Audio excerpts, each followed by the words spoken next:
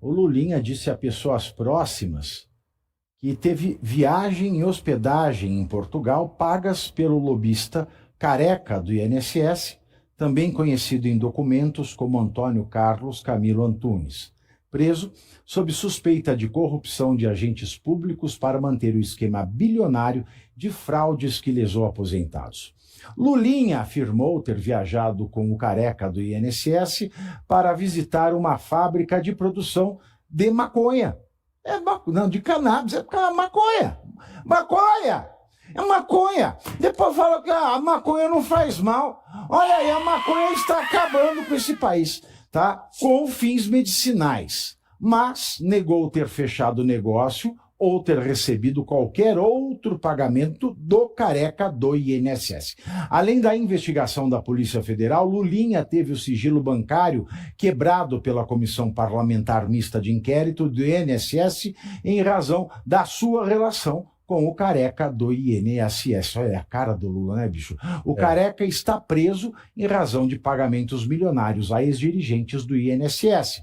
Ele representava entidades suspeitas de descontos indevidos junto ao órgão, e a transferências a familiares desses agentes públicos são tidas pela polícia como indícios de propina pelos acordos entre as associações e o INSS.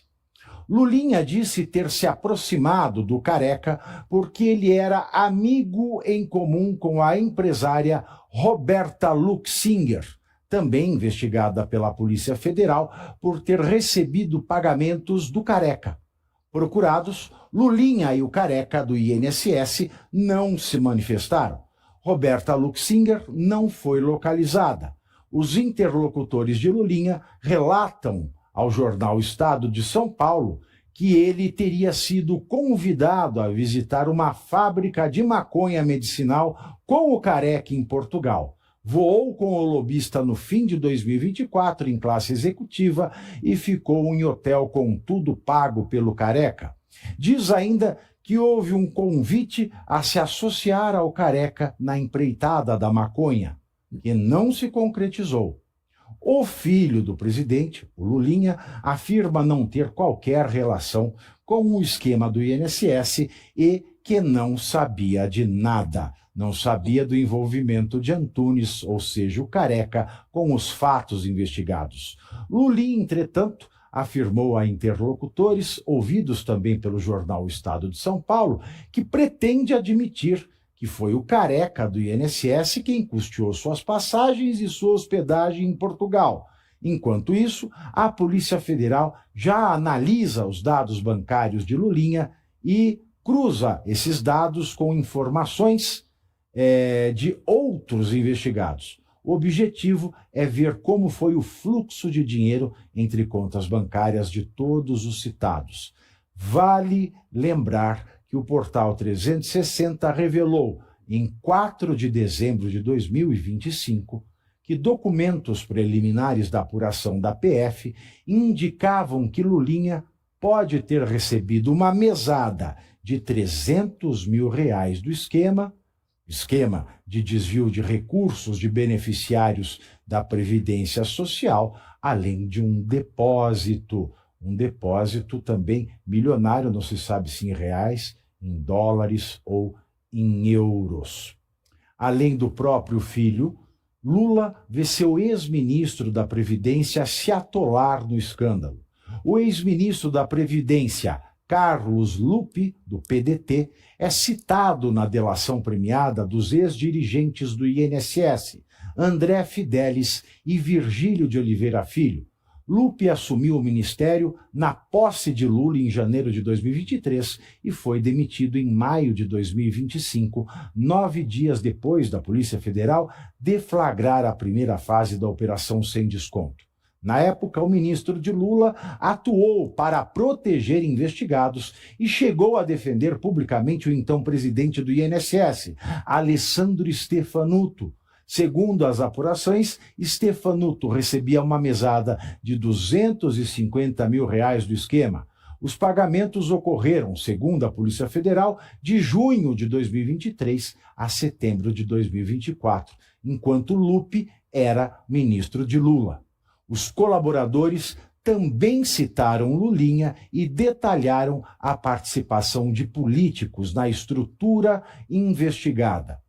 A estratégia para a defesa de Lulinha será sustentar que a lobista Roberta Luxinger utilizava o nome do Lulinha sem autorização do Lulinha.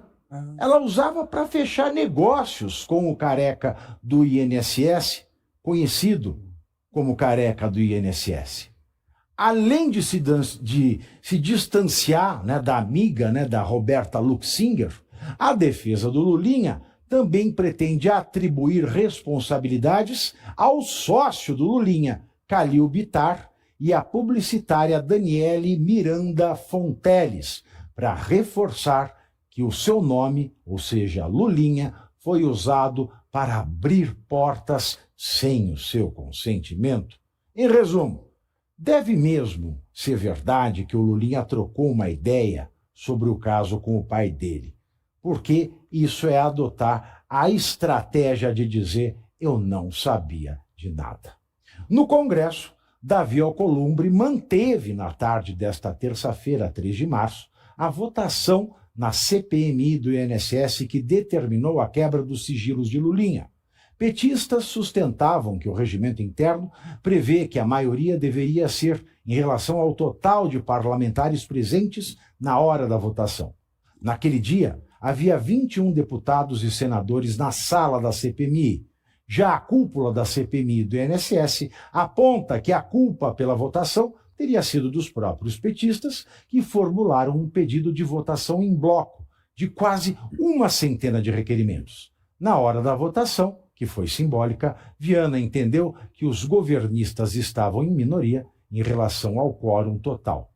Pelas imagens, é possível ver 14 parlamentares em pé, com o painel marcando o quórum de 31 presentes. Vocês estão vendo aí nessas imagens, né? Os 14 parlamentares em pé, né? Com o quórum marcando 31.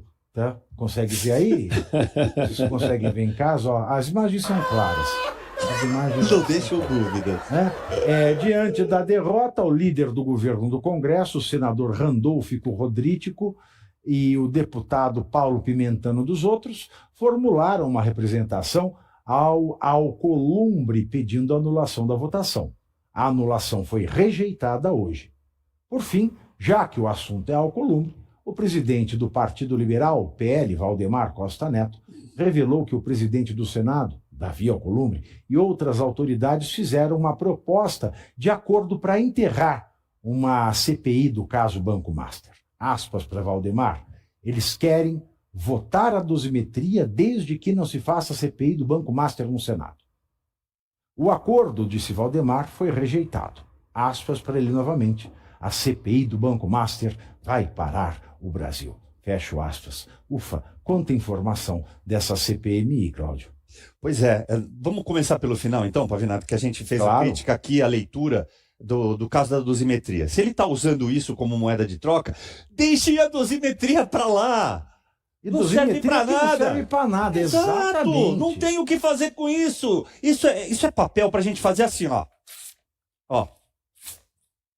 Porque vamos partir do princípio que foi muito bem descrito pelo Pavinato aqui vários programas atrás. Ainda no ano passado a gente avisou, ninguém sai, nem no Natal de 2026, talvez. Olha só. Agora, no pé que tá, nem no de 27. Nem no de 27. Olha só. Esqueçam isso. Deixem isso para lá. Tomem juízo, parlamentares. Deixem a CPMI do Master avançar. Ponto. E por quê? Vamos supor que a dosimetria desse certo, que ela valesse alguma coisa, Pavinato. Os advogados não vão ter que fazer a petição? Vão, claro. Para quem que eles vão fazer a petição, Pavinato? Para o Momô. Ele vai fazer o quê com a petição, Pavinato? Ele vai fazer assim. Ein Volk, ein Reich, ein Führer! Vocês entenderam o que é que a gente desenhe? Tá com a faca e o queijo na mão.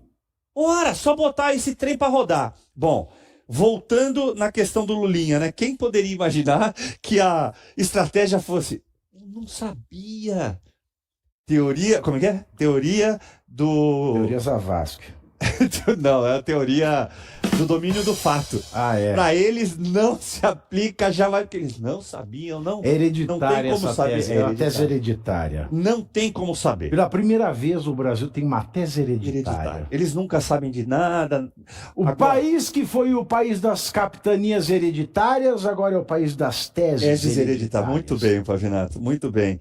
E aí, veja só, olha que coisa, no mínimo, inusitada para a gente não usar o termo bizarro. Eu vou pegar as palavras do Alfredo Gaspar, que tem feito um trabalho absurdo de bom lá na CPMI. Por isso que eu acredito, do INSS, acredito que ela devesse ser continuada para abrir cada vez mais contas aí, que vai cair o restante da República, que o Vorcaro não vai deixar de pé.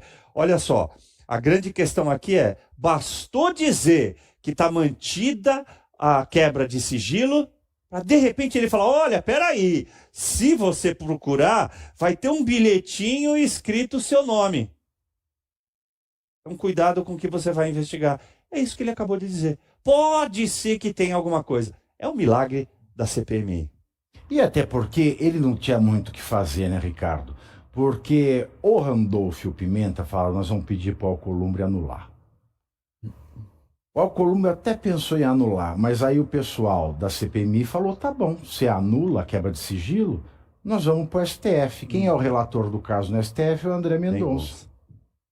E já autorizou a quebra de sigilo do Lulinha para PF. Que caso não fosse, os próprios parlamentares teriam ido para o STF, não iam passar pelo Alcolumbre. Aí o Alcolumbre, ele ia ficar com uma cara mais feia, é que é possível. Do que já tem. Se é que é possível. Pavinato, filho de peixe, peixinho é. Usar a estratégia de que não sabia ou de que tinha alguma outra lobista usando o nome dele e tal. Lobista ou Lobona, hein? Lobona, né? Eu acho que o Lulinha já foi ali. Eu não sei, uma foto dele aí com uma orelhinha da Mini, orelhinha talvez, não sei, enfim. Já foi lá. O que nós sabemos, pelo que está sendo informado por ele mesmo, é que ele foi, Pavinato, é que ele foi com o careca do INSS para Portugal. Mas vamos lá também. Vamos lá. Primeira minha pergunta é, por que o Randolfo e o Paulo Pimenta estavam tão preocupados, e o governo, trabalhando tanto para não ter a quebra do sigilo do filho do presidente, que possivelmente deve estar envolvido até o pescoço nisso? Porque se não tá um sujeito que nem o Randolfo, que tem cara de bunda, com o Pimenta, dá hemorroida. Bom, o fato... Tudo irrequieto, ninguém consegue ficar parado. Mas o que nós queremos saber é que não fique parado esse processo. Se correr atrás do dinheiro, vão encontrar. Não que eu ache, na minha opinião, que tenha lá grandes problemas no sigilo, não, porque se recebeu 25 milhões, como teve delação, aí como teve depoimento dizendo que ele deve ter recebido uns 25 milhões, mais uma mensalidade, todos os meses recebendo 300 mil do careca do INSS, muito provavelmente não está na conta CPF dele, que vai ser, muito provavelmente está em operações estrangeiras mais complexas de serem encontradas. Mas vão encontrar alguma coisa na movimentação dele aqui. Desse fio pode-se puxar outros fios ou outros políticos que estejam aí. Tem que ser quebrado. O correto, como o Lula diz... não só pode puxar o fio de cabelo. Não do cabelo, pelo menos não da cabeça. É. Pelo menos não da cabeça, mas se puxar o fio vai encontrar muita coisa aí, porque senão não haveria tanta blindagem em torno do nome do filho do Lula, ele teria vindo a público mostrar a quebra de sigilo, já que não tinha nada a temer, mas tá tendo uma blindagem imensa, ainda bem que conseguiu por várias manobras que se mantivesse aí a quebra de sigilo. Vamos aguardar para ver o que vai ser descoberto pela Polícia Federal e aonde nós podemos chegar com esse caso.